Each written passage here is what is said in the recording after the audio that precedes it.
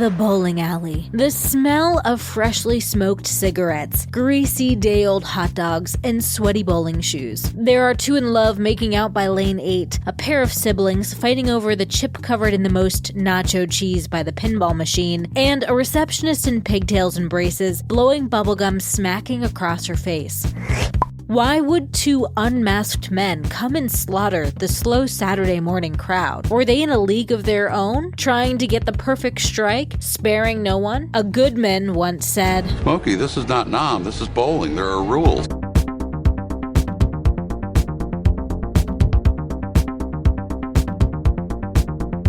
Welcome, everyone, to another episode of Talk Murder to Me.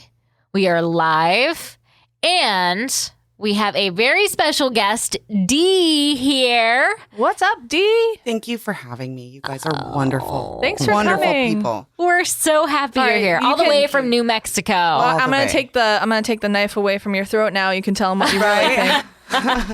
You guys have been keeping me here for 2 days and I haven't eaten. What the fuck? No, I'm just kidding. As we say, like stuffed to the gills That's from right. brunch. They treated me very well for brunch, and everything that you people are seeing live, they are actually that way in person. They're very wonderful. Really crazy in real Really life. beautiful humans. Beautiful humans. Thank you so much for having me. Well, we're glad you're here. Thank you. We're glad you're in our mansion. Thank you. I did. It's huge. You guys have no idea how my big their house is. Thank you so much. Oh, yeah. This is where John's A fishing. very elaborate pool outside. Somebody picked me the up. pool boy. Yes. Oh, his name is Pablo. He's my boyfriend, man. I'm checking Pablo out. What are we drinking tonight? So this is called the Autumn Apple. To celebrate fall, it is 2 ounces of tequila. No, excuse me. 1 ounce of tequila, 2 ounces of apple cider, an ounce of lemon juice, and some. We didn't have any simple syrup, so I just put a spoonful of sugar in. Yes, like Mary Poppins. Some medicine. and the drink this evening came from a recipe book that Dee had gotten for us as a gift. Cocktails from New Mexico. Mm-hmm. So this is one of those cocktails to celebrate where Dee is from. It's delicious. It is good. So, Dee, tell us all about yourself. I am 10 32 years old. I was raised in another place called New Mexico, very different from here. Mm-hmm. It's much drier. And What's the education ranking there in New Mexico, if you don't mind me just asking? Again, once again, Total random question. we fight with the world's worst education in the states with Mississippi. Mm-hmm. There you go. So Mississippi, we're in competition with the world's worst public education and the poorest state. I didn't realize that New Mexico is one of the poorest states. Very poor. I knew Mississippi, but I thought because you have. Well, I don't know. Well, so, meth dealers don't really pay taxes. That's why. That's right, yeah. Yeah. Well, I was doing meth right before we got on. She's from around where Breaking Bad was filmed. That's awesome. I was, actually. I know the Amadio's pizza, the pizza where they threw the pizza on top of the roof. Yeah. The house Yes. is constantly being barraged with people who throw their pizzas. Oh, my God, that would suck. They have constantly had to move people out because they always throw their pizzas up on there. Oh, my God. Man. Yes, and we see the bouncer driving around because they do the Breaking Bad Tours. A tour. Oh, yeah, cool. So the bouncer runs around a lot, and you get to see that. So it's really cool. Tell Jen what El Pollo Loco is in real life. It is what's the name of it? Twisters. Twisters. It's a Twisters restaurant. I think, yeah. Oh, okay. So we have so they normally sell lots of burgers, green chili covered on everything from our fries, our cheeseburgers, burritos, you name it, they have it on there. I'm so sorry, I wasn't up close. Well, you're good. No, you're good. We Okay. can hear you. But yeah, that's what it is. It's actually a Twisters restaurant. Okay. Is that a chain or is that like a? It's a chain in Albuquerque solely. Mm-hmm. I love that. I thought it sounded familiar. Twisters. No, I guess not. You think you're thinking of Hooters? Oh, yeah, Hooters, yeah. No, we only have one boob at Twisters, not both. So it's a Hooter. I saw a meme on Facebook that had like the S in the Hooters was not lit up, and it was like the economy is rough everywhere. Hooters is down to one boob, everybody. World's worst moment is when you only have one boob at Hooters. As long as it's a nice boob. Yes, if it's a pretty jiggly wiggly, you're good to go. It's so great to have y'all. Yeah. Both virtually and in person. Thank you. Again, thank you, all of you, for having me. We're so excited. And we are going to enjoy our surprise shots tonight out of shot glasses brought from Albuquerque. They have a buffalo on them. Buffaloes. So there's a Buffalo house on the Rio Grande, which is where Is it Buffalo Bill's house? No, it's a very rich neighborhood called Rio Grande, and it is this mile long. So we used to have buffaloes that were on a property. So every time you drove by, you saw these giant buffaloes. So it was the Buffalo house. I've never seen one in real life. They're huge. I'll bet. Yeah. They don't have it anymore, but they still have now. They have art of buffaloes at that property on Rio Grande, so you can tell. What happened to the buffaloes? I don't. They probably eaten their food. Aren't they like they're not are they like almost extinct at this point? Like they're don't look at me. Ask her. What's the difference between a buffalo and a bison? Or they're not extinct. They're endangered. I thought. So you find them most like in South Dakota and the Badlands and stuff like that. They'll have, and they're huge. They'll look down on a big truck and you see a little tiny eye in this giant, huge, enormous buffalo. They're huge. Wow. They're bigger than a car by far. Bigger than a 4Runner. They're huge. Wow. Beautiful creatures. This sounds delicious. They are. They taste very good. All right. So Dee picked out our surprise shot today. Yeah. Is this for Darren? This is for Darren. Birthday shot. Darren has been a longtime listener, and he is now a Supremo, and it was his birthday on Friday. So Very cool. happy birthday, Darren. From Happy across birthday, the Darren. pond. From one Libra to another. Happy birthday. So cheers, Darren. Cheers. Surprise shots. Surprise shots. We don't know what they are because they're a surprise. Ooh, that's got to be wild turkey. Mm-hmm. So I got some really interesting stories today. Maybe Dee can help us out and tell us if she has seen this place. Yes. Oh, I know exactly She which goes, one we're talking about. Yep. This is famous. How she says, oh no. This is famous. Very good pick, John. This is famous. She says, oh. Good story pick. Good one. Hey.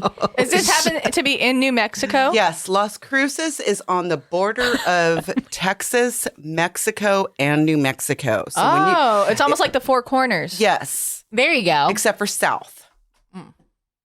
Is that right? Yeah. I don't know. Shit. Nicole's the geography So bee winner. Las Cruces means the crosses. So Las Cruces okay. usually will have 3 crosses when you see it. So you're going to have one large cross and two smaller crosses. Like the Father, Son, Holy Spirit thing. So you're going to have trilogy, so Las the Trinity. Cruces means the crosses. Like Calvary.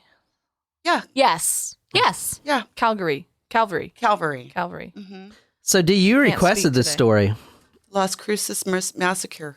I don't know how much you know about the story. Not enough. Okay, well, I'm going to tell you everything about the story. Good, trust thank me. you. But this is still unsolved, It is. What? That's right. and it It's still should unsolved. not be. So this is the Las Cruces. I'm saying that right? Las Cruces Las Cruces. bowling alley. It actually, and I know you know about the story, but it was actually sold off, and it was 2 bowling alleys after this incident. Oh, okay. And obviously, who the hell's going to go here? As you This guys are is about to not see. my Friday night bowl. Yeah, No. it's not your I'm normal not a fan bowling of alley. bowling. No, you would never want to go here. And It's just not fun for me. You should go to there's a place in Ladson called Stars and Strikes. It's like a Dave and Buster's and a bowling alley all in one. I've never been to Dave and Buster's. I know. That seems fun to me. It is fun. But bowling alleys, I don't know. There's just it's like, okay, I'm gonna wear someone's stinky shoes and put my fingers through some holes and Not if you go that sounds like my every Friday night.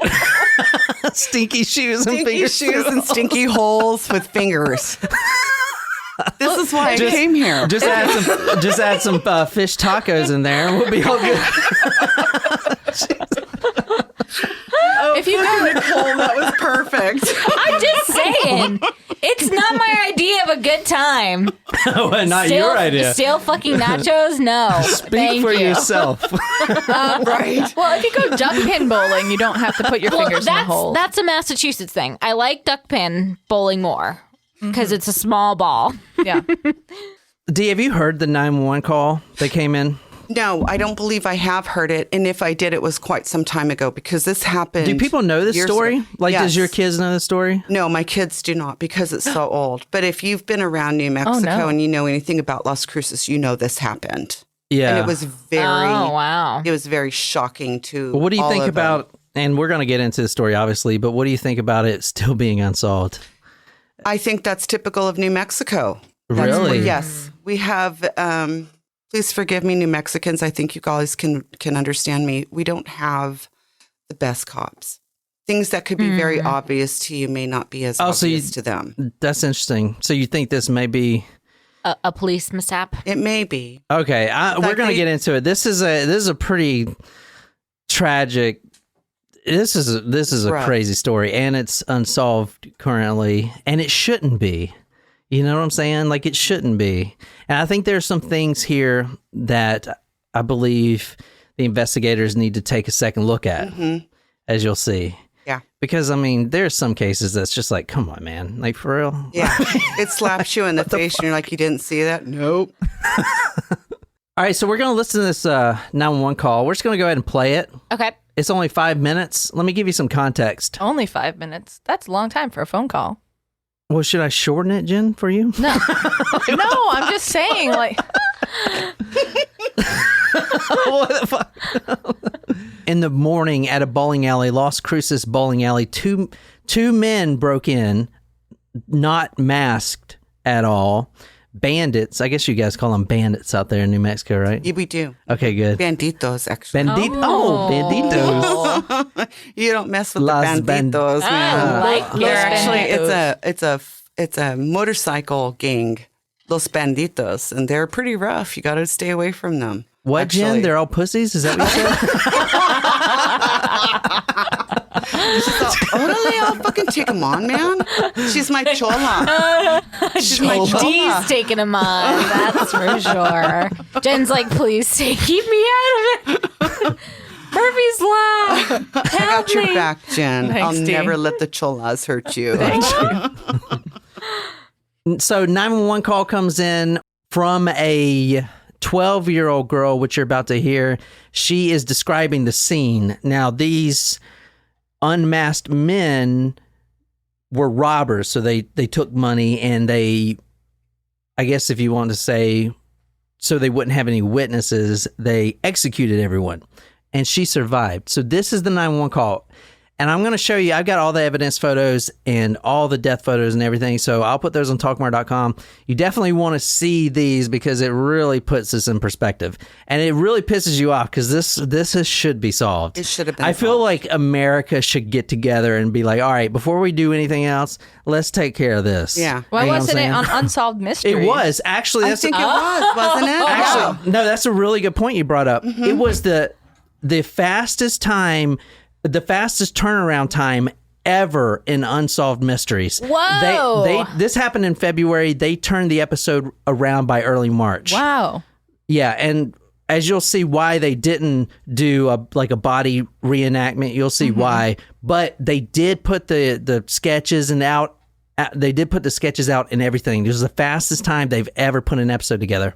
Interesting. So yeah, that's a good point. Well, I do have to make a comment. Like, it's crazy when you think about the state of the world right now and what the pandemic has done to us. And he's like, 2 unmasked men. I'm like, oh, is there not a mask mandate in effect right now in the 80s? I got confused for a second. That's they what had you get when COVID? you go to New Mexico. Fucking New Mexicans, man. So funny. And I was like, oh, wait, okay. Not COVID. Not COVID. that kind of mask. I love my hometown, New Mexico. I don't mean anything by that. All right, so here we go, guys, and I'll put this on talkmore.com, the 911 call. Emergency. Please help me. Oh, well, slow down. We were all shot and hold up. Okay. Where are you at? 1201 1 East Amador, Las Cruces Bowl. Las Cruces Bowl? Yes. Okay, and there were shots fired? Yes. All of us were hurt. All right, so I know it's a little. Did she say all of us were hurt? Yes. Yeah. So this is a 12-year-old girl calling, and she says there was a shooting, lots of shots fired. In fact, you'll hear her say a couple things. Quote from her, as you'll hear, she heard a lot of shots. Quote, I heard gurgling. Quote, I heard a gurgling sound, and my mom would not answer me, end quote. And another quote, I heard somebody, and it sounded like they were drowning in their own blood, end quote. So she's a trooper to actually be in that situation and make this call. Yeah, for 12 years old. Yeah, and in fact, I was reading an interview that she was doing.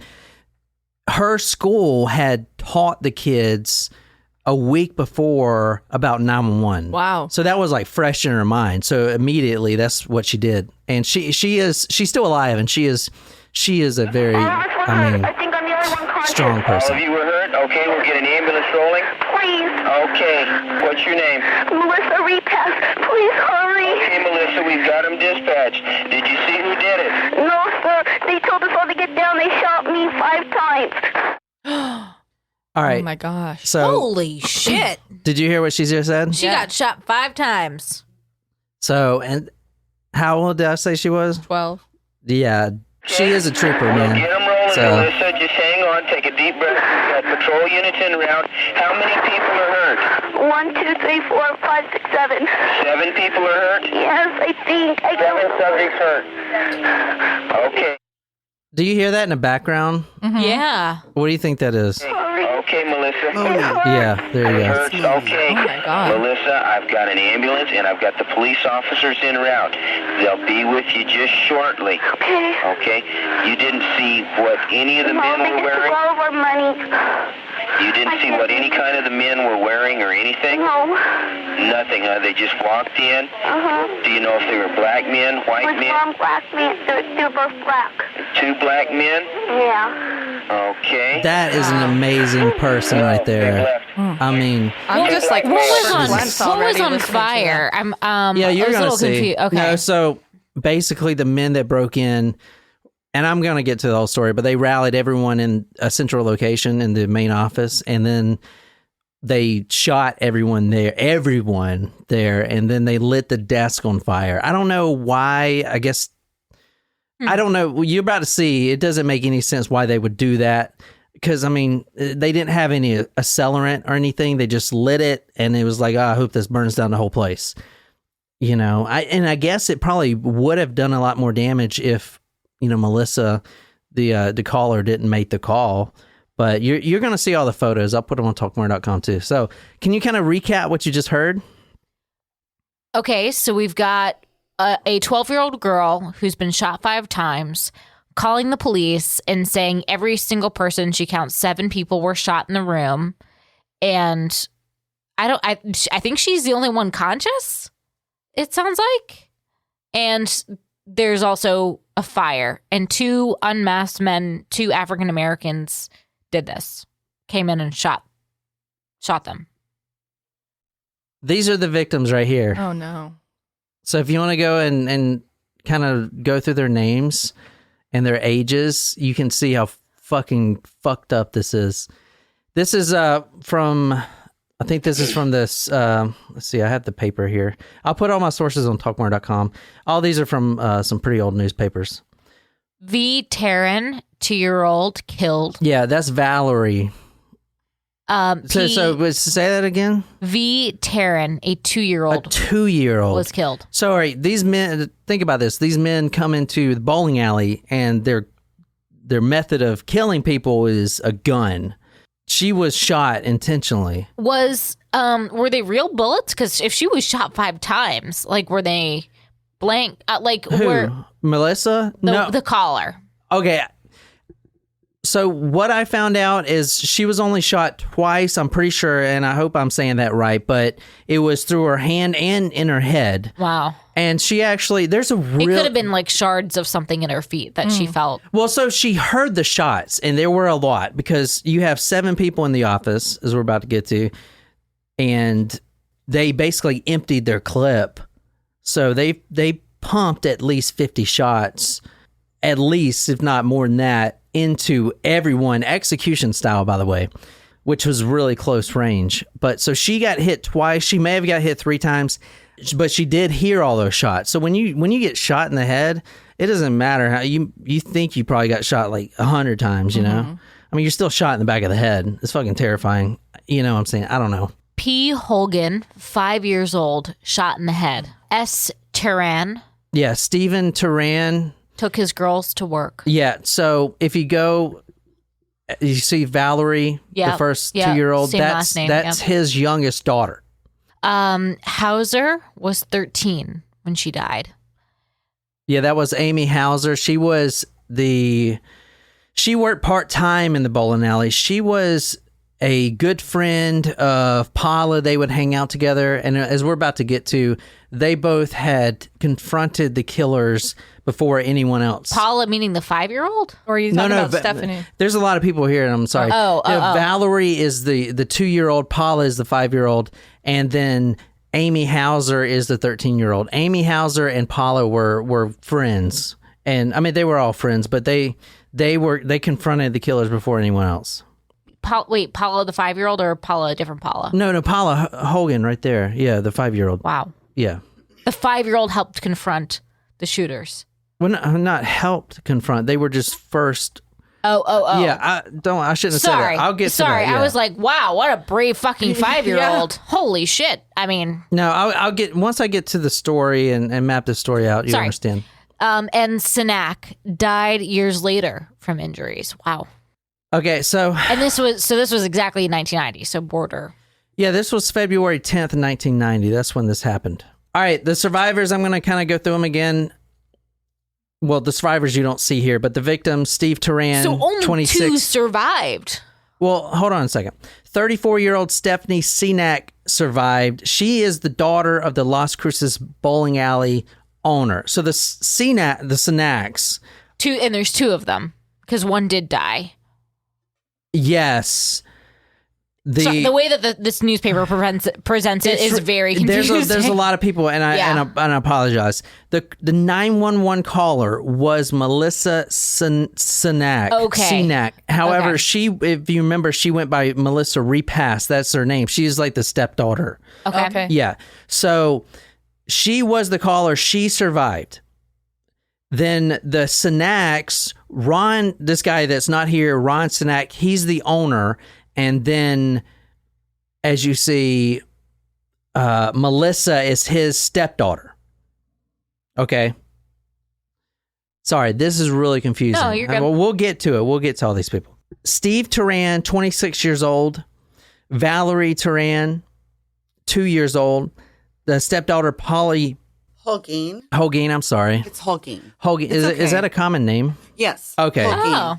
Okay, yeah, you correct me, because you know I'm shitty at names. And I never pretend to be good at them. And Spanish names are kind of difficult. Yeah. You're not raised around them. Yeah. So it's Holguin. Well, I never meant to be, I don't mean to be disrespectful. I'm just a fucking not. ignorant Absolutely not. Southern. No, it's not even ignorance. It's a matter of what you know. So Holguin? Holguin. Holguin. Mm-hmm. And that's Spanish name? Yes. Oh. Mm-hmm. I Okay. would have guessed. So basically, here's what you need to know right now. Valerie, Paula, and Steve Turan. Steve Turan is the father. Paula Holguin is the stepdaughter of Steve Turan. Okay. And Valerie Turan is his biological daughter. Got it. Now, they weren't actually, we're going to get to this, but they weren't actually supposed to be there. The police actually believe that they walked in on the crime. Steve Turan is the part-time mechanic there, and he's got a new baby, 2 years old. He's trying to provide some extra income. So he walked in there, and it's actually very sad. The Audrey, the wife, or the widow, she's remarried now, but she basically lost her whole family. She has 2 daughters, right? Valerie and Paula Holguin is basically their daughter too, stepdaughter. She loses her whole family in a blink of an eye because all 3 of them are dead. That is fucking sad right there. She loses everything she has, and not only that, but the reason that the kids were even there is because that one particular day they couldn't find a sitter, because she's in cosmetology school and, he's got to work the bowling alley. So he usually just brings them with him when there's no sitter available, which was the day, and he just walks in on it and that's it. But so we'll get to that. You guys like this? This is okay. Sad. Very sad. The next story is not sad, I promise.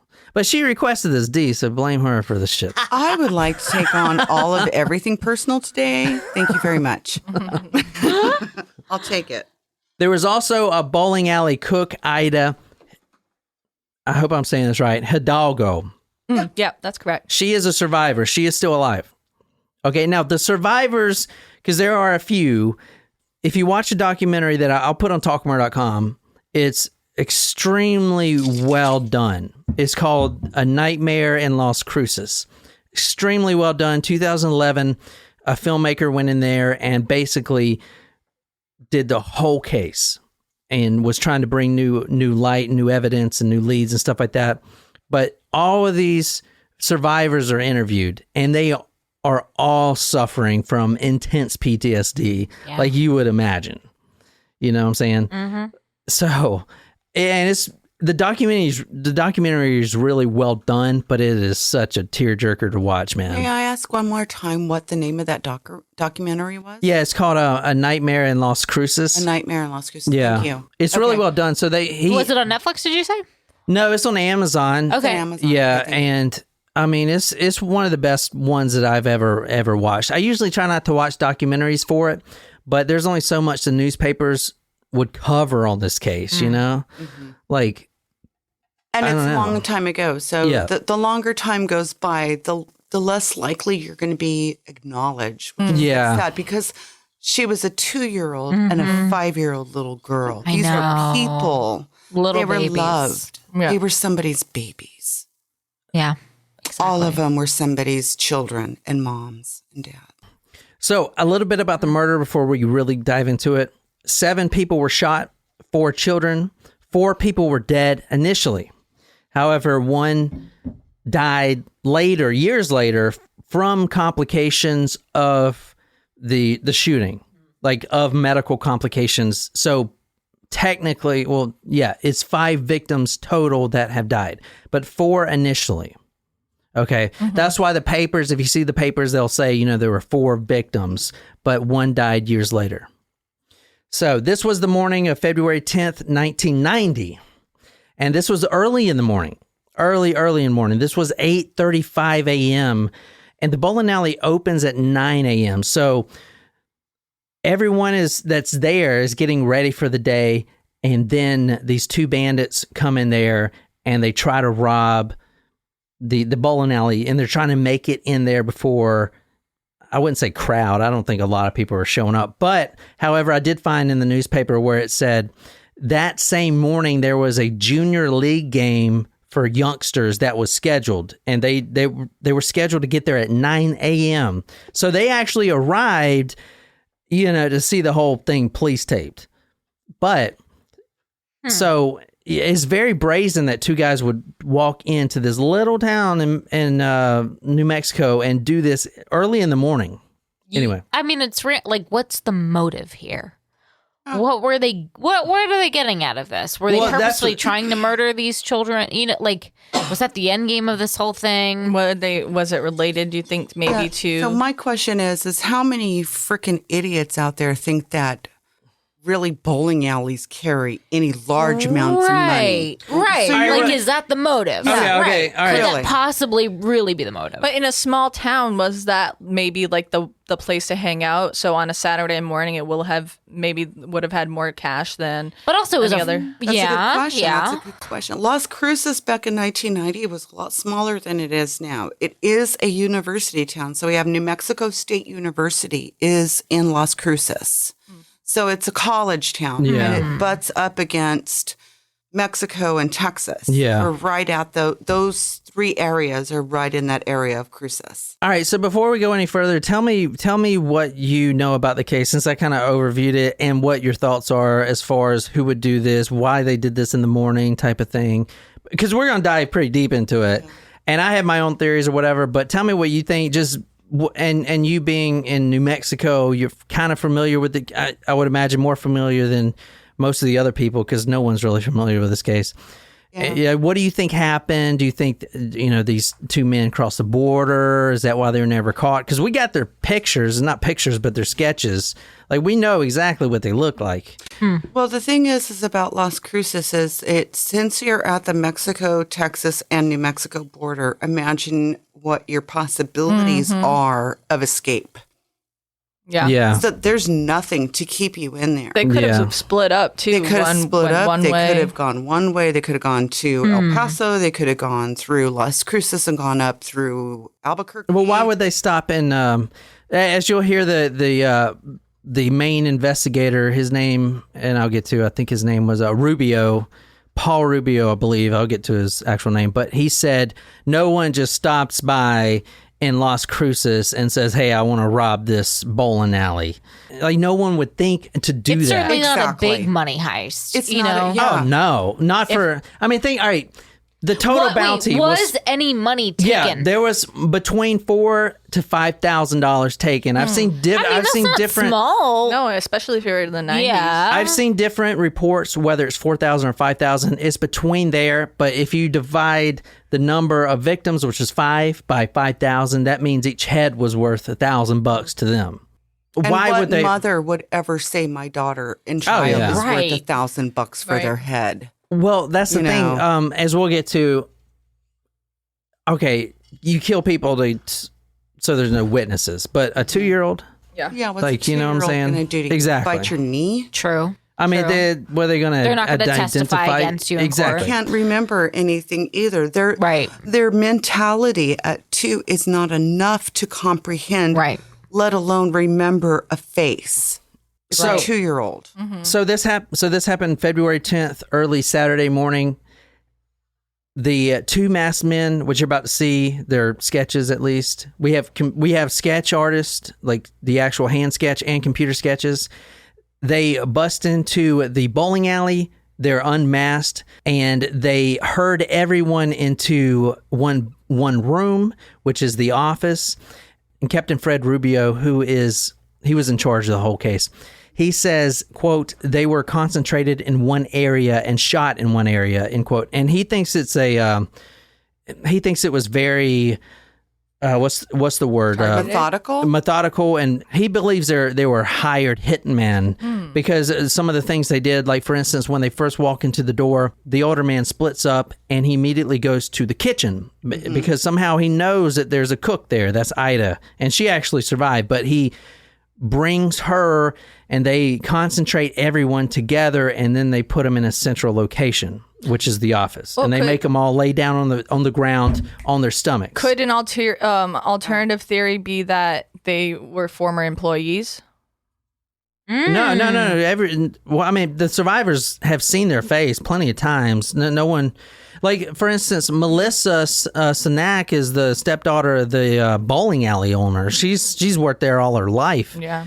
Now, Ida, she does go on record and say that she has seen both of the guys in the bowling alley at one point. They think they were casing the joint or whatever. She has gone on record to say that. But anyway, let's kind of move through it a little bit. That was a good point, though, John. Thanks. No, it's a really good point. But it was one of the bloody, and probably still is, but this is what the paper says, one of the bloodiest mass murders in the state history. And your kids don't even know. No, Yeah. they don't. You know, what's really sad is Cruces is such, especially in 1990, it was a very small town. Yeah. And again, it's a college town. So for somebody to come into Las Cruces and to do this, they had to be understanding, first of all, what kind of money they come in. New Mexico is not a rich state. Yeah. Right. We are not wealthy at all. So a bowling alley, I would not suspect to be a big moneymaker. So what made them choose Well, this specifically? What does come into through New Mexico, as you said earlier, a lot that could. Drugs. There you go. We have drugs. So a lot of people, including myself, think this may be drug related. Okay. So, and we'll get to that, but because no one, I mean, like the detectives say, and you know where Las Cruces is, you know, like, I mean, who's going to go in there specifically? Oh, let's plan to rob this bowling alley. A bowling alley. You know, Yes. and not only that, which I'll bring up. This is the point that does it to me, and I was going to say this later, but I'll say it now so you guys think about it. What makes this case weird as far as a robbery? And this may just be in my mind, but do not most businesses count their money and their bounties at night? And then do their deposits. Yeah, they usually have like a deposit safe that you can. So how do they know It's an inside the money's job. even going to freaking be there? Yeah. How Okay, would they and know? that's why you know. That's why Jen's point was so great, I actually. have not freaking heard hardly anyone say that point where and how would they actually know that the money? They have to know that the money's counted in the morning. That's a freaking routine thing. So they're either casing it or they knew somebody who worked in there or worked there themselves. But however, if they knew, so let's say, and we're going to get into the case, but if they knew, the killers know that the money is counted in the morning, why didn't they just break in at 2 a.m. and steal it? And It's a when steal no the one money. was there. bowling It's not alley. like the security Exactly. system's going to be No, that I fantastic. can literally Exactly. break into a bowling alley right now. I mean, how hard is it to break How into a hard is fucking it? bowling alley? And what is the purpose in That's why a lot of choosing to people kill think a child? it may be something else, not just Yeah. random. Police definitely don't believe it's random. If you want to read this. The children were the worst of it. Among the youngest shot and killed February 10th, 1990, was Paula Holguin, 5. The long-haired little girl with a bullet in her brain crawled to where her father, Stephen Turan, lay, face down in the office of Las Cruces Bowl. She died next to him, a look of terror frozen on her face. This is basically how it works with these two kids. This is fucking heartbreaking. The father, Stephen Turan, comes in. He's holding the 2-year-old because that's what you do. Right. The 5-year-old's walking by his side, and then he walks into the office, and then probably the first thought in his mind was, why is everyone laying on the floor? Yeah. And then he sees these men that are pointing a gun at his face. And what are you going to do? We'll save your kids. Cover your kids. I mean, You're gonna do exactly. what you can to save your child, as any parent would do. You do what you have to do to save your child. Yeah. As a parent, you don't give a crap about your life as long as your children are okay, Yep. and you will do anything you can to protect their life. So this man literally died for his children, Yeah. and his children died with him. What a horrible, horrible thing. The only kind of, I wouldn't even say light in this case, is that it's known that he actually was shot first. So he didn't actually see his didn't have to watch children his get killed. Especially the 2-year-old. The 2-year-old is believed to be shot last, and I'll get to that reason here in a second. Yeah. But so this is Stephen Turan right here. And a little bit about him. He always wanted to be a cop. He studied law enforcement at New Mexico State University. Oh, that's where that's the That's school in there. Las Cruces. He's only 26 years old. Wow. 26. Oh, wow. And he would be, I mean, retiring as a sheriff right now. I mean, because this guy was a straight shooter from no BS, by the book. I mean, he would have made an amazing sheriff. A great officer. I mean, Yes. he was already an officer in the military at 26, which is saying a lot. Yeah, that's impressive. You know. How many people typically cross over from military to law enforcement? Oh, a lot. I think a lot, Well, yeah. that or the other way around. I've had a lot of friends go from cop to soldier, but yeah, a lot of people, because I mean, it's like the same domain, honestly. All right, Steve Turan always wanted to be a cop. He graduated from New Mexico State University with a degree in criminal justice. He recently applied for the Las Cruces Police Department for a job. You see there, he's actually wearing a police uniform. I believe this is in his academy training. I'm pretty sure, because from what the paper said, he didn't actually get the job yet. But he was a shoo-in, obviously. It's just he just applied. So you have a guy that's 26, a first lieutenant in the Army National Guard in New Mexico, and he has 2 children, and he is doing everything he can including working at a bowling alley as the mechanic. So I'm guessing mechanic is like, the lanes and, maybe the arcade or whatever he can. I mean, he's just doing whatever he can to bring a little bit of money. His wife, Audrey, 24, she's in cosmetology school, and that's where she was that day. So the children was obviously with him. If you watch the interview from the wife, the widow, she loses everything. And she doesn't even know it yet. I mean, imagine being the cop that had to call her on the phone. That knew her husband and knew her children. Oh, yeah, they all know each other there. I mean, this is a small community. New Mexico, New Mexico is 6 degrees in New Mexico. We know everybody, because you got to remember, it's only 2 million people. The interview from Audrey is pretty shattering. She says things like, well, when I got the call, and I would be like this too, the cop that called her, she knew something was wrong, and she knew something was wrong with her husband, maybe not her kids yet, but the cop couldn't even say anything. It's just like, you need to come down to the bowling alley. I would be like that too. Just please come down here. Just please come down here. I wouldn't have imagine the cop that had to make that call. You know what I'm saying? It was literally her husband's co-worker. Exactly. They were co-workers. And he was like, just something happened to Steve. Just come down to the bowling alley. So she gets there. And not only when she gets there, all the surrounding police and everything, they all know who she is. And they know what's about to go down. She's about to go in there and, I don't think hopefully she didn't actually see her daughters, but she's about to see her dead children and her dead husband right there. I mean, imagine that. You can't. I mean, I don't know. There's some very strong people in New Mexico. I'll tell you that. Amen. All the survivors. I can't imagine, man. I can't imagine that shit. The shit they went through. I mean, I can't imagine. And that's why this case pisses me off, because, like, where are these guys? Why did they not catch these men? Yeah, exactly.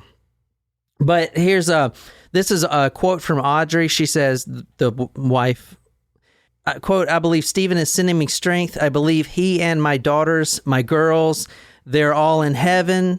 God has a mission for them. Steve took the girls with him because he didn't want to leave them to suffer," end quote. And then she says about the guys that did this, and this is in the paper, it's very sad. I'll show you in a second, but it says, quote, "They've got to be maniacs to do this. What can a 2-year-old do?" And then she breaks down and says, "Why my little girls, my babies?" And then she goes on record and says, she says, quote, "It kills me that I couldn't have been there," end quote. She would have accepted death right there to be with her daughters. You could tell that, man. I mean, one of her biggest regrets is not being there, to be shot and killed. To be with her children. Oh my God, it's fucking depressing as fuck. This is here. If you want to read this right quick, just the headline. That's what it says. "Why my little girls?" Mother asks. She says that, quote, "the girls were very, very attached to him being Stephen, the father, and he was to them." So he walks in there with the 2-year-old in his hand. Now, this is the 2-year-old right here. If you want to, can you describe her to the listeners? Oh, just a beautiful little girl, big brown eyes, bangs, and her hair is in pigtails. I mean, she's just a little baby. She's got her little chubby cheeks. Yeah. Look at her little chubby cheeks. Amen for all us New Mexicans being so freaking cute when we're Yes. Look at that little girl. She's beautiful. She's sweet. I'm so sorry, Mama. What'd you say, Mom? Mamas. Mamas? Mamas is kind of a common word we use for You're talking about another woman. So the mother, obviously. It's a mamas, yeah. So Stella, we even call my daughter Stella. She's mamas for Chumley. So I'm mamas for my kids. I'm mamas. Okay. It's like a mama in Spanish is still mom.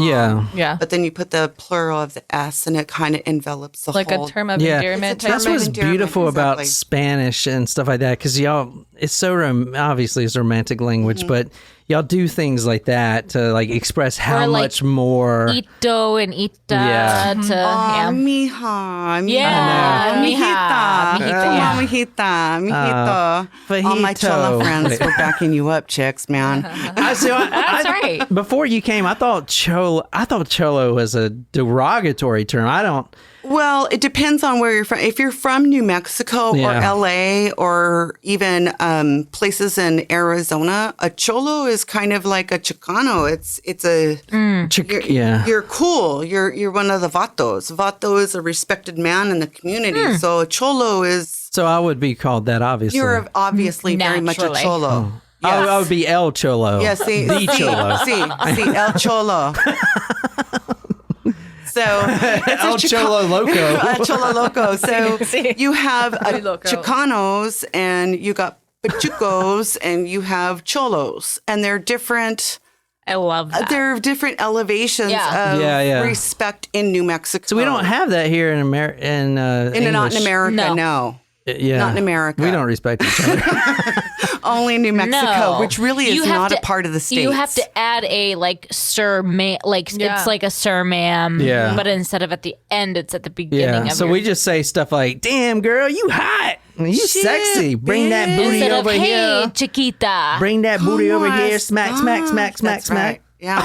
So there's really nothing wrong with somebody. Who do you say that to? That's okay with that. Sticking their boobies in your face and slapping around, and you say, "Orale, chicana." Orale. Yeah, that's kind of that's normal. That's normal in Orale. Mexico. All right. Omalay. John's like, yeah. Yeah. Omalay, come over here. Omalay. Oh my God! Everybody in New Mexico's laughing at you. It's orale. Orale. All right. I'm about to dive everyone into a deep depression after that. Okay. Now back It's okay. to We the got some babies. laughs. We got some smiles. Back to our regularly scheduled murder. So this is 2-year-old Valerie. She was the last to be shot, and she actually was still alive on the scene. And I'll show you photos of her in the hospital. But she was transferred to the Memorial General Hospital, but she died as soon as she got there. If she would have lived, as you're going to see where she got shot, she would have been a paraplegic. And that, obviously there's no way she would have made it through this. But right after they shot her, and her being a 2-year-old child, the bandits set fire to the scene. They basically put a fire on the desk. So you go into the office, and it's a pretty small office. It's about the size of the studio, probably even smaller. But there's this big, there's old desks that are like metal. Yeah. You know what I'm talking about? Like the old desk is one of those with the drawers that are like squeaky drawers. As you'll see photos of that, they set a fire on that. I don't know exactly what they were trying to do. Anyone would know that just setting a fire with some papers on the desk is not even going to go past the metal of there was no accelerant found or anything. It was just really quick that they did that. They set the fire. And do you think that was their coup de grace with this whole thing? I mean, what was the point in setting it on fire? What do you mean coup? What was that? Well, like a signature? diversion? Like that, this is my finality. I don't know. That's a good question. Maybe someone can research, the signatures of certain mafia cartel or whatever, see if they do that same thing. Is that something that is normal? Because, a lot of people do think this may be, cartel related, something like that. And if it was, the cartel ain't going to give a fuck about, they don't even know the story. And they don't care about they children don't give getting a shit. murdered Yeah, or anything this is that. daily life. So the fire was actually reported separately at 8:33 a.m. There was a witness across the street that also got the kind of description of the two banditos running out, because they ran out with no mask or anything. You could clearly see as day who they were. But and you also heard that Melissa reported the fire. It was actually, she was sitting right by the fire. The phone was on the desk. The fire was on the desk. So she has the phone and is one of those one with the cord that's all spirally. She is sitting on the floor, and there's two dead bodies right beside her, including her mother. And she is calling 911 saying, my mother's not breathing. She's not responding is what she said. And she's also saying, you remember, she said, it's getting hot. It's burning me, because she's right next to it. And in fact, the dispatcher, Jim Hash, he had told her to stay on, don't leave the phone, stay on the phone. So when the police came, even when she saw the police officer that was coming to rescue her, she didn't want to put the phone down because she was, doing exactly what she was told. So this is the initial sketch of the men. If you want to kind of describe these guys. This is kind of a really bad sketch. The next one is a lot better. One looks like a Bill Cosby. The other one looks like Lionel Richie. Yeah, great description, honestly. Awesome. Is Bill Cosby still in prison? No, He's out? Yeah. What you're looking at right here is the better photos of them. Tell me, I don't know. tell me, do you see any similarities there? It has been said that this might be Papa and son. You see younger on the right there, and somebody in one of the forums said he kind of looked like Eddie Murphy, I believe. Oh, yeah. I think I saw Eddie Murphy, but they don't necessarily, they look more Hispanic to me. Yeah, me too. Than they do look African American. Agreed. Both of them. Especially the first one. He's got above his nose, the way his nose is. Yeah. And his eyes, he looks much more Hispanic. And to his me. hair, too. yeah. And his hair. Both of their hair. Well, here's the thing. Now, this is very important to the story if you're trying to figure out who these people are. And let me get to their statistics about them. One is the first one is a 5'11", short, kinky hair in his 30s. That's the one on the right. Okay. The one on the right in his 30s, short, 5'11", kinky hair. I don't know what that means. I saw it off the newspaper. Like wavy. Wavy hair. Like, and very, very thick.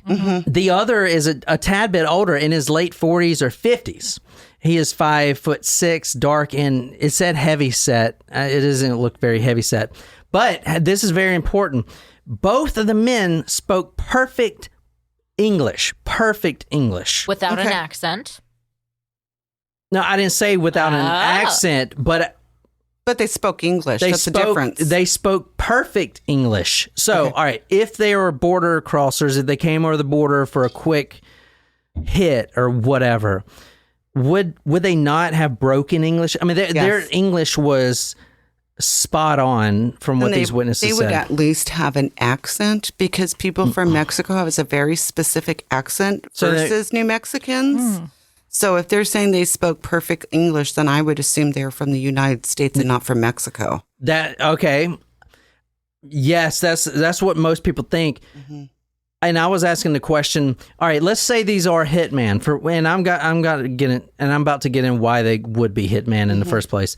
But it makes sense that one of them's older, one of them's younger, because you have, I guess, the older cartel member or whatever training the whatever. It's just going on in my mind. I don't know how the cartel works. I've never been in the cartel. I never dealt with the cartel, but do they like train people how to speak perfect English? And they obviously train them.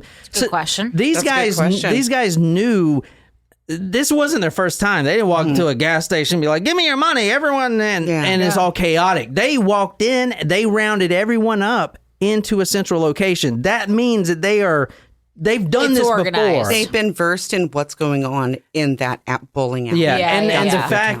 And the fact that they would kill a 2-year-old made me think, oh, that's got to be some cartel, because they just don't give a fuck. Yeah, you know what I'm don't saying? give a shit. People are like, well, maybe this guy will come forward with his conscience catches up to him.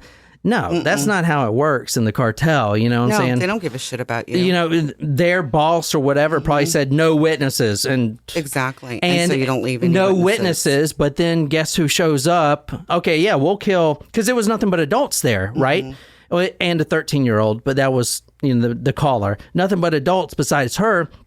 Then the father walks in with his 5-year-old and 2-year-old, and I don't know if I call him boss, whatever the term is. The guy that is above me tells me no witnesses. That means no witnesses. I'm not going to call and be like, yo, there's a 2-year-old. What should I do? Yeah. You got to make the decision, and you got to make it quick. Yeah. And you got to make the boss happy. That's what I was thinking. Now, I don't think I'm too far-fetched to say that this could have been cartel, because it's so close to the border there, and drugs do come up through here. But I don't know, because, who else is going to shoot a 2-year-old? But that wouldn't imply that the bowling alley had a connection, perhaps, with the drugs. Yeah, we need to get as going a drug on this. front. All right, let me talk about... Kind of like the Peruvian chicken place down the corner where we think might be a Or the trend Chinese find. restaurant in New Bedford. Or the other Mexican restaurant that's down the street. But is now thriving. That's popping. Yeah. Well, yeah, I buy all my fucking weed there. Hey, now. There's Just nothing wrong saying. with that, bro. There's great Mexican restaurants, but then there's a when there are a lot of really good Mexican restaurants around, the bad ones should not stay in business. I agree. Melissa, They go fast here. the 911 caller, Melissa and Amy, who you're looking at now, this is Amy Hauser. I believe I said her name right. They were the first to confront the two armed men. Now, the men come in, so we're going to walk through the event as it occurred. They walk in, a witness from the outside said that one of them was carrying a briefcase. The briefcase had a gun in it. And from what police surmised, he pulls out the gun. They walk in the front door. Melissa, the 911 caller, and Amy Hauser were actually on their way to the vending machine. They were there in the morning. It was before it was opening up. They wanted some, not breakfast, but like a snack. They were, talking to her mom, is like, do you have any change or whatever? They are on their way to the vending machine, which is where Ida is, the cook. She's 30-year-old cook. They pass the door, the opening door, and that's when the men come in. They're the first to get confronted. One of the men breaks off, the older man breaks off, goes to the kitchen as if he knows exactly where he's going, and he grabs Ida. Ida is the 30-year-old cook in the kitchen. He rounds her up, and the younger man rounds the two kids up, and they herd everyone into the office, in the bowling studio. Police believe that Steve actually came in late during this, and that the men had no idea that he would be there with his daughters. But these are the photos right here. I'll put these on talkmurder.com. They're graphic, but this is what happened. This is a massacre right here in a bowling alley. So, and we'll describe these for you guys. Oh, yikes. So the first one you're looking at, that's the desk, right? It's got the pencil sharpener, that old teacher pencil sharpener. Oh, yeah. And you see the desk is just charred up. The photo of the kitchen there, that's where Ida was. And then at the bottom, what is that bottom photo? Shoes, bloody shoes. Is there not just a ton of blood there? Maybe I shouldn't have put 4 in there, but there's a lot of photos. So I didn't want to have 1,000 slides. But that photo right there is of some shoes, and there is just blood smeared, and it is a lot of blood. It's a lot of blood right there. That bottom photo right there, this is at 8:45 a.m. Now, this is when the police get there. So these are all police photos. The police. Now, imagine the police that is coming to save Melissa, the 911 caller. He is going through the bowling alley. So he is stepping over these bodies. There's 2 bodies right there. Do y'all see 2 of them? To get to her. To get to her. So he has to step over them. I'll get to them later. I got to save this, little girl. She's alive, and we're not quite sure. Exactly. So these are terrifying. I'm surprised that the desk went up like that with no accelerant. I mean, it looks so many papers. I mean, it's all And paper burns. maybe they use the pencil shavings too. Maybe. I mean, it looks like it looks like what you would see in your fireplace, like once the wood's Ash, burned. yeah. Yeah. To hear the survivors describe this, there's only one sense that I really get. When she is in the office, and as we're about to get to, when the baby stops crying, the silence after the men are gone, the sheer silence in the lobby, not in the office where she's calling, but outside, the dead bodies are just laying there, and the eerie silence so early in the morning of this massacre. That is what I was thinking of. That is terrifying to me. I mean, to walk in there even as a police and looking at these, the victims. Here's another one right here. This is of the 5-year-old.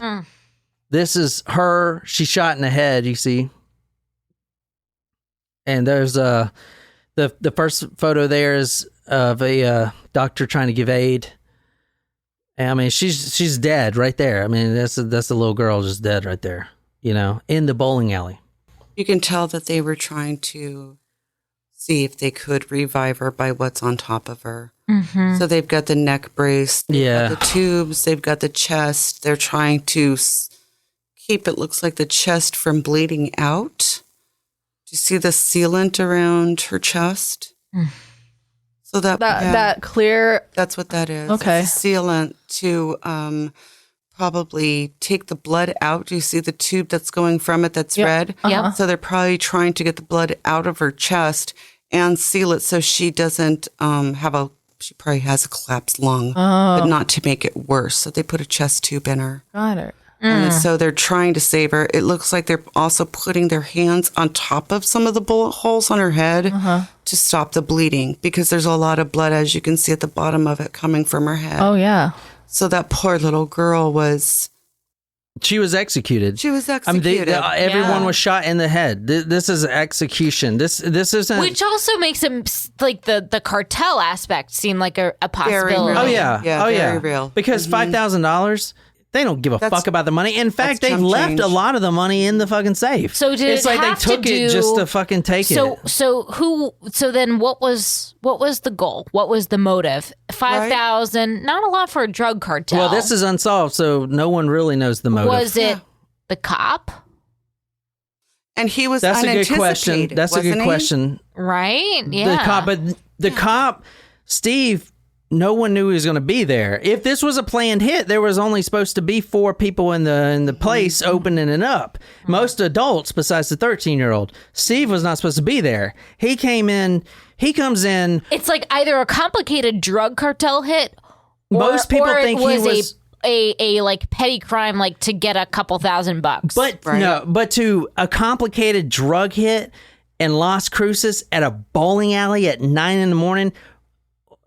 It's not logical. It's not. That's ridiculous to me. It's not logical. So then But a random attack in Las Cruces at a bowling alley at 9 a.m. also weird. Also strange. weird. So like, what the fuck is it? But we're gonna get to more what I kind of think it might be, because I did some additional research. But Awesome. this is more of the blood. This is a bigger picture of the blood. You see, it's just smeared, man, everywhere. Look at all There's the blood. burn. What's that? Look at all the paper burn. Oh, that's what that is. That's all burn. Oh, is that the paper That's shredding? paper burns. So all Oh of yeah, that around looks like there- socks to me. I'm glad you pointed that out. Yeah. Oh yeah, bowling socks. Yeah, I thought that was socks. Yeah, that's it's the paper. papers and her bowling bag. That's okay. So there you go. So I would have thought that was a purse. It's a bowling bag. That's a bowling bag. It looks like a bowling bag to Yeah, me. it does look Yeah. like An a bowling bag. old-fashioned bowling bag, and this is the 1990s. So they get there, they round everyone up, and like Melissa says, and even some of the other witnesses, where's the money? Where's the money? Open the safe. Where's the money? Type of shit, you know? And so they oblige, they get the money, and then they execute them.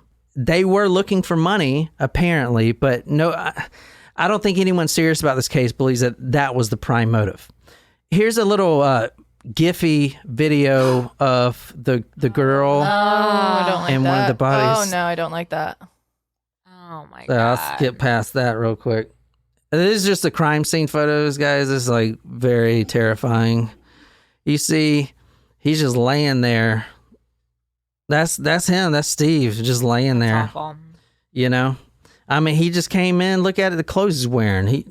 He's a mechanic. He's a lieutenant in the Army National Guard, and just trying to make ends meet so his wife can go to can finish cosmetology school. That who you're looking at dead on the floor was the next sheriff of Las Cruces. That's what everyone said in the interviews. He was such a straight shooter, lieutenant, always did the right thing. Even the brother, if you watch the interview of the brother, in tears, he says he keeps a photo. There's one photo he keeps at his desk the whole time. And if he's thinking about doing something that he shouldn't do, or, you know, should I do this or not? He looks at that photo and it's like his own little brother's looking down at him and telling him to do the right thing. That's what Steve was. I mean, I don't know who says only the bad guys die. I don't think anyone says that. It's the good people that usually die. Right. I mean, we know that. Just more of the photos here. You can see just no chance of survival here.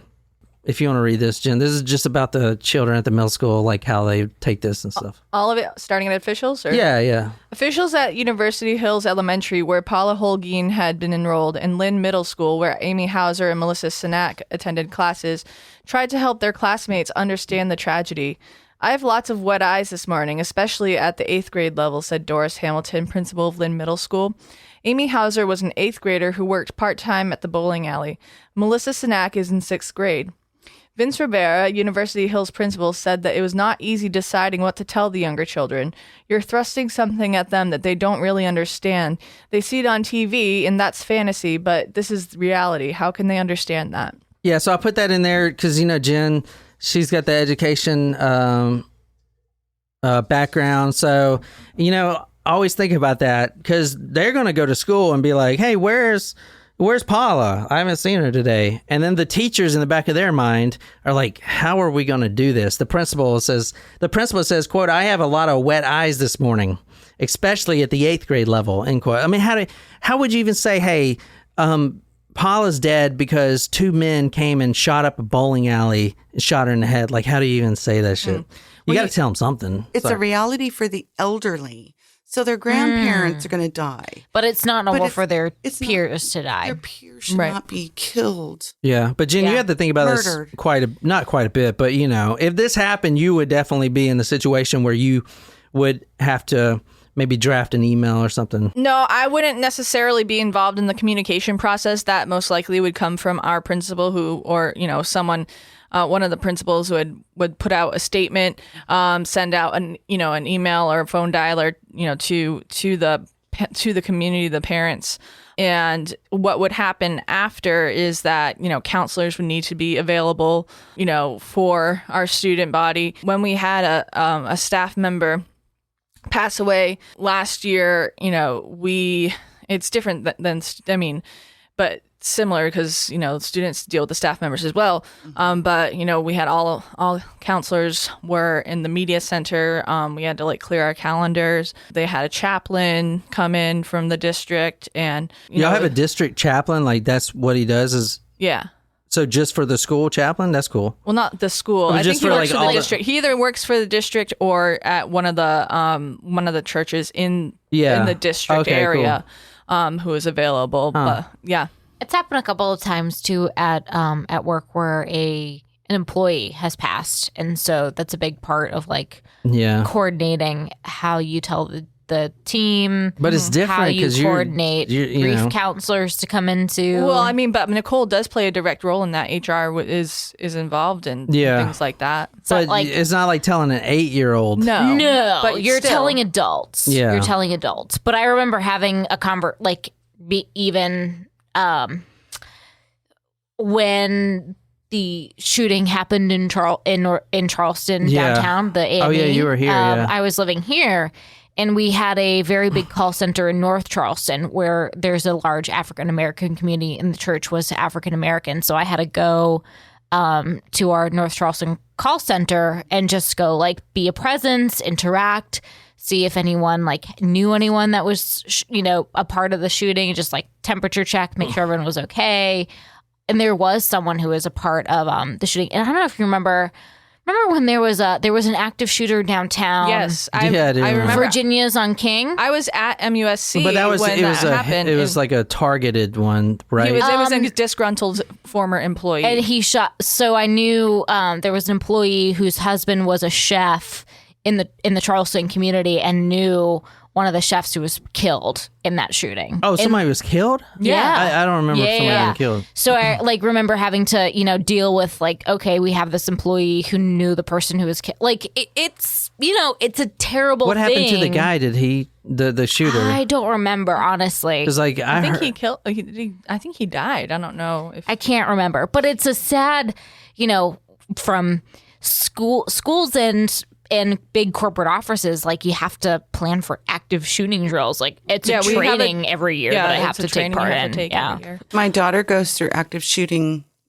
every year. They do 2 or 3 active shooting exercises in Rio Rancho Public Schools. What do you think about Crazy. that? It's hard because when I was in school, I think we were at the end of the Cold War. Yeah, y'all do the duck and covers. Duck and cover as a joke, but we are actually past that part. So to hear that your children Yeah, but have to learn how to hide under their desk, lock a door, get their phone so they can contact somebody when somebody is shooting at them.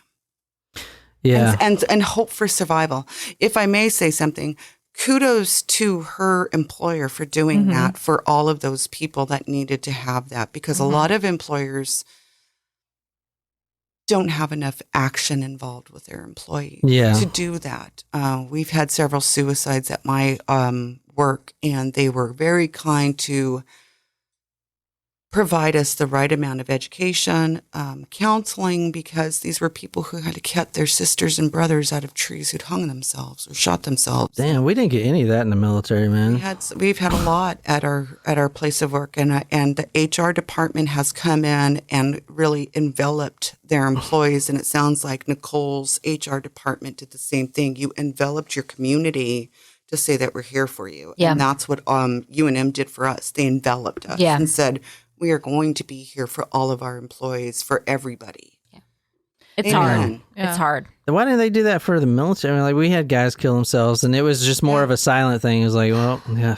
Yeah. It's like, exactly. Where all right, do we well, even shit. start with that, John? Where do you even Yeah, I know. begin to start with them? That's an open-ended question that's never going to have a true It's a answer. loaded question. Well, It's a yeah. loaded question. But Not for me, because I can talk about that all day long. Well, and now kind of going back to the school things, it's interesting, especially at high school, if something were to happen like that, kids would know about it before coming to school the next day. Oh yeah, nowadays. With social media. So back then, that's like, what do you even say? How do you tell them that something happened? But yeah, this is a very different area. Yeah.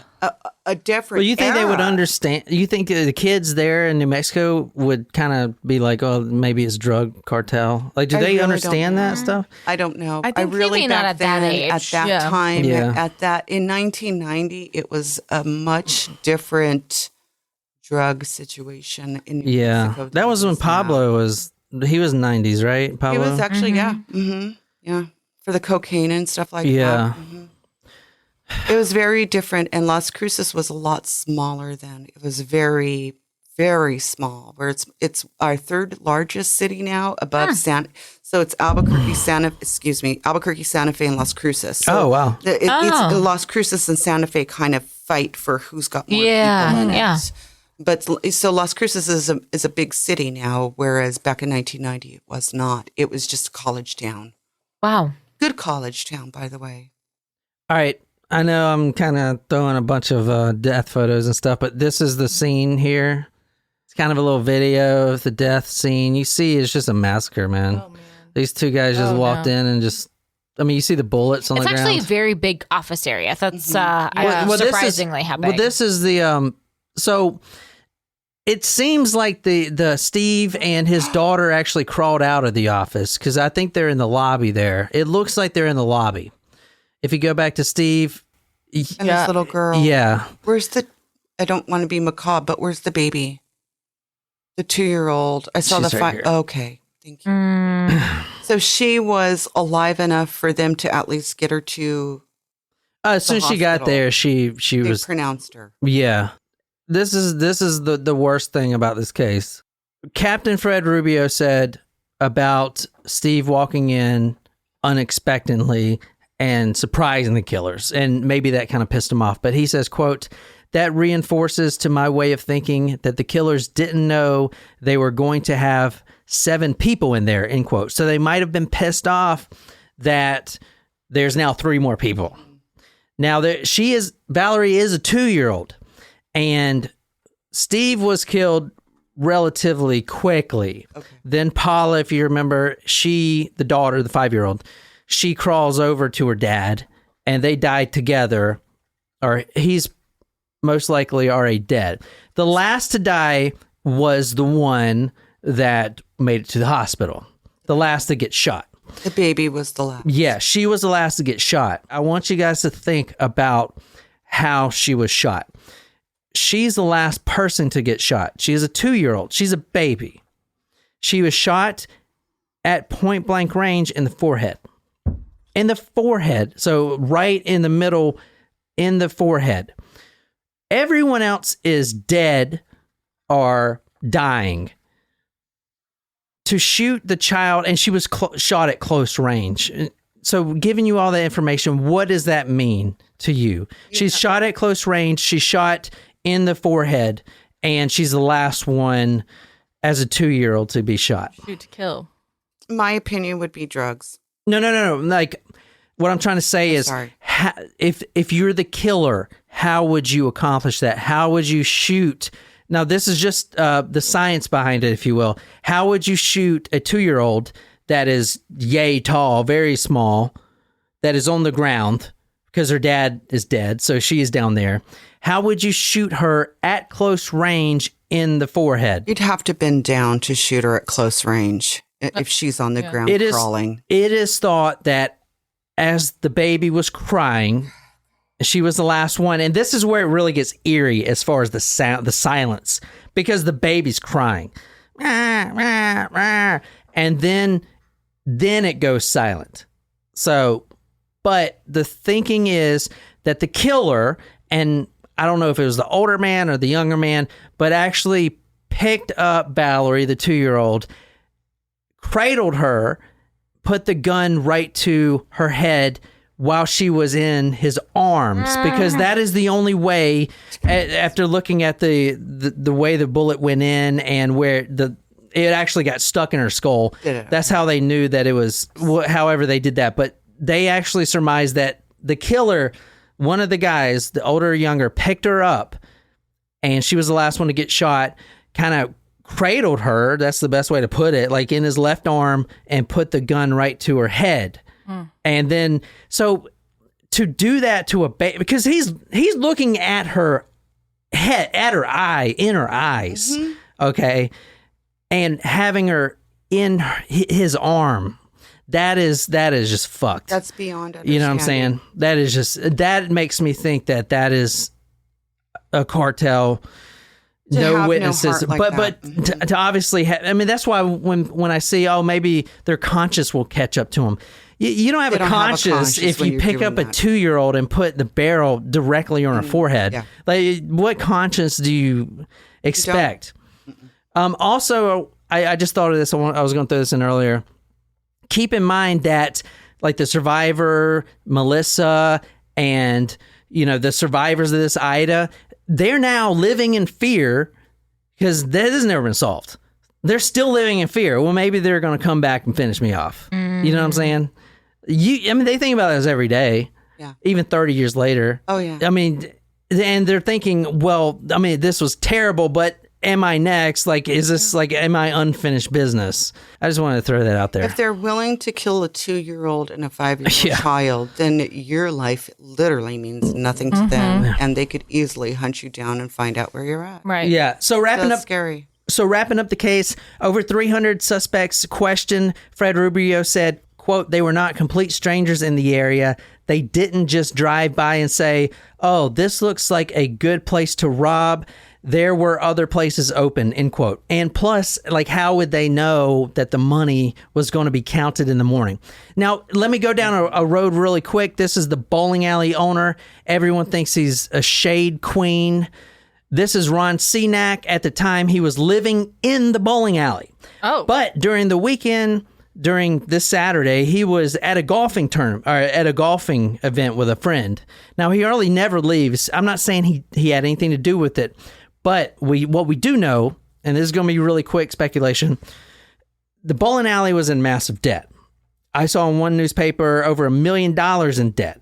Interesting. We don't know. It's never been proven that Ron was directing drug traffic through there. But we do know that his son, Steve, and I'm not saying he did anything, but his son, Steve, was at the crime scene, and like, it's at 8:15, he pulls in, he goes in, gets a bag, he leaves, he sees the two men there, he didn't think anything about it, and then he leaves.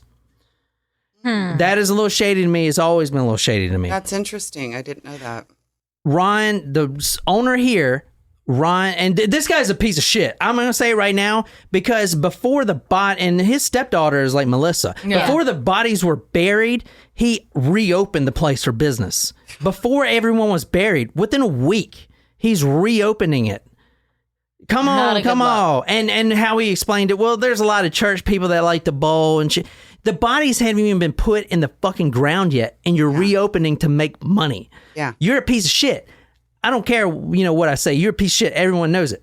But his son, who there was never conclusive evidence that, not Steve, but the youngest son, RJ, and I'm quickly going over this, a lot of it's speculation. RJ he did die of an overdose of drugs like 3 years later. A lot of people believe that RJ or even Ron, the father, or even Steve were doing drug operations in the bowling alley. That was their outfit to do drug operations. Number one, Ron Cenac, the owner you're seeing right there, is a very shady businessman, in massive debt, has been sued multiple times, and is just and was out of town. I mean, his finances were so bad that he was living at the bowling alley. Yeah, and now he's rich enough to go to golf tournaments or something. He never goes, but that one weekend he was gone. He was gone. Let me tell you let me tell you how I think this may have went down. Maybe it was an inside job. They did know about it. They definitely didn't know that they were going to kill the babies or even anyone. But when you're dealing with hitman, you're not going to be like, I'm not going to pay you because you weren't supposed to kill anyone or even say anything. You're just going to shut the fuck up and hope you never get arrested. You know what I'm saying? And RJ, the youngest son, kills himself 3 years later. Well, not kills himself, but a drug overdose. Obviously, there's drugs in the family. Ron, living at the bowling alley, well documented that he spent money foolishly, massive debt. The bowling alley was in massive debt. He actually sold it after this all happened, and he sold it twice. Well, he sold it once, and then the other guy sold it to someone else, but it's not open anymore. I don't know what it is now. Nothing, I'd imagine. They should fucking tear it down. Empty. Last time I went to Las Cruces, I believe when we drove by, it was empty. So you actually drove by it and stuff. Yeah, I've been to Las Cruces several times. They should just fucking tear it down. Yeah, tear it down. Some things like that, just tear it down. Put a memorial there. Tear it down. Especially when children. And New Mexico is very religious. Very religious. Very, very high in Catholicism. So Ron was in Tucson that weekend playing golf. He opened back up before the funerals even started. He was very uncooperative with the police. All the police that were trying to get in touch with him and stuff like that. Because Ron goes on TV and is like, I was, doing this, that, and the other, and I wanted to do a polygraph test. Yeah, it sounds great, but then when you talk to the police in charge, they were like, no, he was very uncooperative, and we did not get a polygraph test, and he just did not want to talk to us. His son RJ also did not want to talk to us. He would answer the basic questions, but he wouldn't give us any more. You got a dead baby and 4 other dead people in there. You're not going to talk about it? Yeah, Come on. And you're shutting your mouth? Yeah, What's exactly. That for? That's very Well, you're shutting your mouth because Why? maybe, How does it implicate you? Well, yeah, that and, if, let's say there was a cartel involvement, you're going to be like, you got me. I was working with the cartel. Yeah. I mean, that's a death sentence right there. Cartel's already, you're dead before you even said that. Yeah. You're already Exactly. dead before you can even blink an eye for that one. This is speculation, but this is all true. The fact that he's in debt and his son died of a drug overdose, that is all true. But the things I'm saying about, maybe drug operations and stuff like that, that's speculation. So I just want to put that out there. RJ, as I said, he was a younger brother of Steve. Steve actually left minutes before. He saw the 2 men loitering there, didn't say anything, and left. Kind of weird. Yeah. To me, kind of weird. I don't know. Let me see. The RJ was employed at the bar of the bowling alley. He wasn't there that day. He had a cocaine addiction, and he was, quote, this is from the police, quote, very distant, really blank face, never gave more than what we asked, end quote. RJ died in 1997 of a drug overdose at 36. There was one other lead. Now, there's only 2 basic leads that come in, and, that's it. Like, no one has any idea who did this. There was a woman, a local drug addict named Irma Tirjarina. I probably mispronounced that. She was a local prostitute drug addict. She actually died in 2001 of a drug overdose, but she claimed that she harbored the two men after they shot the place up, robbed it. They came and met her through drugs or whatever. She put them up in her little apartment, her shanty. And she actually said, as the helicopters were flying over, because they actually shut down the interstate and were trying to find who did this. As the helicopters were flying over, the two men were like, well, they're looking for us, kind of shit. And then they crossed the border and went back towards Mexico. She said that as a lead to the detectives, passed a polygraph test. But also she's a drug addict. She did recant her statement, but she passed the polygraph test. And what she said to me, that she harbored these guys. And she, not only that, this is really important, she knew more about the case than was let on with the public. The police, purposely hold information. So if you do know the information, then okay. You're credible. You're credible. She was credible. She was a credible witness. She knew information about it. And she recanted her statement. When you recant your statement, they're pretty much fucked. You can't do anything. Plus, she's a drug addict. And she's already, just by her character, not a credible witness. Yeah, it wouldn't hold up in any court system. Plus, she didn't actually know the identity of the men. They were just regular hitmen from somewhere in Mexico. They were just there because they offered her drugs. And that's what she wanted. That was it. And she recanted her statement and died in 2001. So... one last sort of lead, if you will. This is a paper. A few weeks before, there was a gas station worker killed in a robbery. And if you listen to Ron Sinak, the guy that was playing golf and quite possibly has a lot to do with the case, right? He brings this up all the time. Well, the police need to be looking in this gas station robbery and murder that happened a few weeks ago. Is probably something with that. Basically, a few weeks before, a gas station worker was slain in a basic robbery. Maybe it's related. Maybe the killers were just looking to, for a hit, to make some money. Just throwing it out there. I don't know. I will say that Donna Ana County Sheriff Cooney Saraceno said, quote, lately I've seen an increase in homicides, quote, but you don't see many execution style. I've seen where there are 4 people were killed, but not little kids, end quote. So, and that's pretty much the case. What do you guys think? And here's one more, the last little photo of the little girl that was Valerie, that was slain, killed, shot in the forehead. Very sad. What do you guys think as far as any... I mean, what I told you is everything about the case. Everything you're going to know.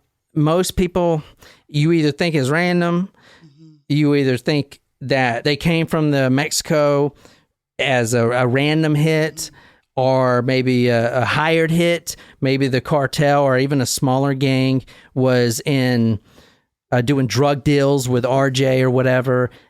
Doing drug deals, the perfect place, a bowling alley. And something went sour. We obviously know the owner is in massive debt. He opens up the bowling alley 3 days after this happens. Obviously he's fucking in debt. Obviously he's sleeping in the bowling alley. Yeah. You are not making good life choices, sir. Blood is barely even being cleaned up and he's opening it up. Exactly. That's so disrespectful. It is. So people think that it... I don't know. What do you guys think? What do you guys think? I think that the I presented pretty much all the things. Yeah. So what do you guys... Go ahead, Jen. I think that the owner has something to do with it. I wouldn't be surprised. Everyone... if you watch the video of him, you're like, dude... Because isn't he real shady when he's super fucking shady. He's just kind of like, with his, if I remember, his eyes were real big and they shot around, and he was not. He's the documentary, which I pulled a lot of the photos from. They actually interview him, and you will be surprised how shady and non-caring that there's dead people. Like, doesn't give a fuck at all. How can you not care about children dying? Do we know if he got any insurance money or anything from it happening? Oh, Jesus Christ. I didn't even think about that. Hope not. Because otherwise, He did sell it. I don't know how much for, but it was in massive debt. It was like in $1 million of debt. Well, I wonder, like, what would his gain be if he was involved? I mean, surely if he was involved in some sort of drug trade, you get... Well, so if they set a fire to it, and it burned down... Okay, that's insurance money. But, if you're working with the cartel and you do a deal with them and you're specific, don't kill anybody, especially not babies, and then the 3 people walk in unexpected, now the scene is in chaos to these hitmen, and what are you going to do? I told you not to kill anyone. You going to say that to the fucking hitmen? Well, what I think also they're going to is fucking interesting execute is everyone. She called them African Americans, and by the looks of them, they looked more Hispanic to me. They look like they could possibly be from El Paso, New Mexico. I've looked everywhere. No one has said specifically if they're black or Hispanic. But aside from her, but call, she was, saying, But she was 12. She was 12 and she'd been shot. But Steve, which was at the time 25 or 26, the son of the bowling alley owner who just happened to fucking walk out and see the men and then get in his truck and walk off or drive off. He saw the guys right there loitering. And what did he say? That's who he described them as. Really? The photos you saw. Which is mostly aligning with a Hispanic versus African American. Hispanic, but perfect English. Perfect English is really the very really good dark thing that you're saying. Real dark. Because at first, Melissa calls and he says they're black, 2 black men. But she was only given. She was 12. Had been shot in the head, and the 911 operator didn't leave it open. He was like, "Were they white or black?" He didn't really. Well, say. how many? What's the black population in New Mexico? It's got to be 6%. It's got to be very small. You know what I'm saying? Well, like I remember I was telling you, so my biological father was explained to me to be 6'2", 6'3", and his skin, my biological mom said that he was almost black. His skin was so dark that he was black. So you're mixing, so my biological other side is white, English and Irish. So if you mix that with somebody who's got really, really dark skin, you're going to get a medium tone like I have. Yeah. So like a perfect tan. So right, it is. Perfect. So you're Sun looking glow. at, so Hispanics are going to be, usually our Hispanic population is not very tall. The Hispanics are kind of short people. So they're 5'8" and under. That's kind of, so if you're talking about a tall person and they look Hispanic, now are you talking about a Native American or are you talking about somebody who's Native American and Indian? Because the Native Americans aren't traditionally tall in New Mexico. They're going to be taller than your average That's Hispanic, a good point, yeah. Yeah, the height is interesting. Yeah. The way they explained him is So did I do a pretty decent job? You did in an awesome job. Do y'all like this? I know it's kind of depressing, Great but you requested story. this. So The Las Cruces bowling alley. the next episode, the episode for Thursday, we're putting out. We're going to a prison. Folsom? What? Do you know it? No way. The New Mexico State Prison. The riots? We're also going to New Mexico. Oh, a riot. And not only This that, one's good. not only that, I went above and beyond on the next case. There is a book written by someone who was involved in the riots, and it is written in the tone that a convict would write about. So Jen's going to be reading a lot about booties. We're gonna need some more drinks. The word they use a lot is quote cornin, end quote cornin. Oh no, we know what that is from the Pee Wee Gaskins case. Cornin. There's Cornhole. a lot of corning going on. But yeah, so we're going to talk about the prison riot. And I'm going to go into it. Terrifying. What they did to not only their own prisoners, but the people the guards. Yeah. Oh, yeah. They cut their weenies off and shit. They did a lot more than that. Holy shit! We're gonna get into it in pretty Can't wait. good detail. That's a good one. It's a good very one. unheard of. But I was looking up some stuff. I wanted to do some stories for you. In my understanding, it's the most violent prison riot in all of United States American history. Oh right. It is bloody and Terrifying. Don't fuck with Nuevo Mexico. Oh yeah, for real. Holy shit. I mean, even the National Guard were there, and Yes. everyone. I've got a photo of everyone. All the cops. There was like 300 cops involved. National Guard. They're all standing outside of the prison. They wouldn't We're go not in. fucking going up in there. Just let it play out. And it did. And they did. It was like it's like a fucking horror movie. And they showed. There's a ton of pictures on. Of the Oh, internet. yeah. Yeah. It was horrible. Oh yeah. So Horrible. we're gonna be going that one, and Oh my God. so be sure to wait to Thursday. That's a good one, yeah. But I hope you guys enjoyed this one. I know it's kind of thank you so much, Sydney. Sydney on live chat said great job. So we got a lot of new Supremos, man. You guys got to get on live chat. We do these things every Sunday or Saturday. We usually tell you when we're about to do them, but we're here and we're talking to you guys, and we're having a good time, getting drunk, obviously. Yes. Thank you. Having a good time. That was a good drink, Jen. I enjoyed it. Thank you, Jen. That was very good. You're welcome. But this is the Talk Murder to Me podcast. I really appreciate you guys listening, and we'll be back on Thursday. And until next time, good night, you lovely, lovely people.